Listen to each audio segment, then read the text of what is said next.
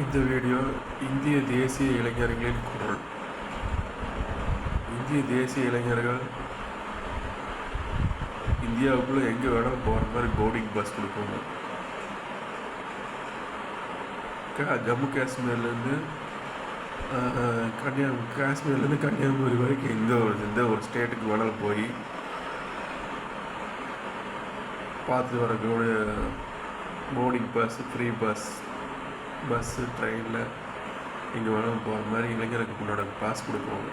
இது மூலயமா தொழில்துறையும் வளரும், நாட்டை பற்றியுமே எல்லாமே தெரிஞ்சுக்குவாங்க, இளைஞர்கள் தெரிஞ்சுக்குவாங்க. ஒரு ஸ்டேட்லேருந்து ஒரு ஸ்டேட்டுக்கு போகும்போது பல விஷயங்களை தெரிஞ்சுக்குவாங்க. தொழில்துறையும் வளரும், நாடும் முன்னேறும். இந்தியாவில் மொத்தம் 40 ஸ்டேட் இருக்குது. பல பேர்த்துக்கு ஒரு ஸ்டேட்லேருந்து ஒரு ஸ்டேட்டு போகிறக்கே பெரும் பிரச்சனையாக இருக்குது. இது மாதிரி ஒரு சலுகை வரும்போது எல்லா ஸ்டேட்டுக்கு போகும்போது ஒரு அனுபவம் கிடைக்கும்.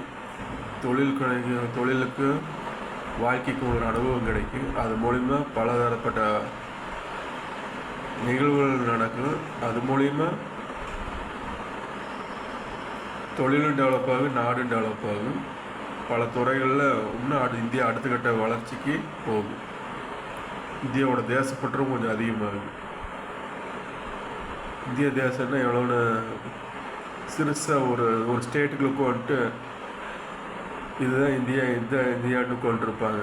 அப்படி இல்லாமல் போனால் தானே தெரியும் இந்தியாவோட எவ்வளோ பெருசு. நான் ஒவ்வொரு இளைஞர்களும் தெரிஞ்சுக்கணும்.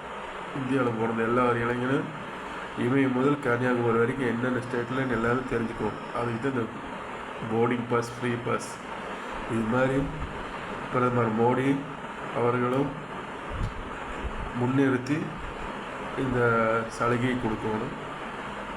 இது மாதிரி போர்டிங் ஃப்ரீ பாஸ் கொடுத்தேன் அப்படின்னா பல இளைஞர்கள் இந்திய தேசத்துக்குள்ளே எங்கே வேணாலும் போயிட்டு வருவாங்க. தொழிலும் முன்னேறும், நாட்டு பற்று முன்னேறும், நாட்டை பற்றியும் அவங்களுக்கு தெரிஞ்சுக்குவாங்க. வரும் தலைமுறைக்கு நல்ல ஒரு எடுத்துக்கட்ட வழிகாட்டியாக இருப்பாங்க. இது மாதிரி சலுகைகளால் தான் தேசப்பற்று முன்னேறும். ஒரு ஆக்கப்பூர்வமான வளர்ச்சி இந்தியா அடுத்த கட்ட பயணத்தில் போயிட்டுருக்கு. வல்லரசான நாடு போகிறது 100க்கு 100 உண்மை. இதை நோக்கி இது ஒரு சலுகையாகவும் இருக்கணும். நாட்டினோட அடுத்த கட்ட வளர்ச்சிக்கு போயிட்டுருக்கோம்.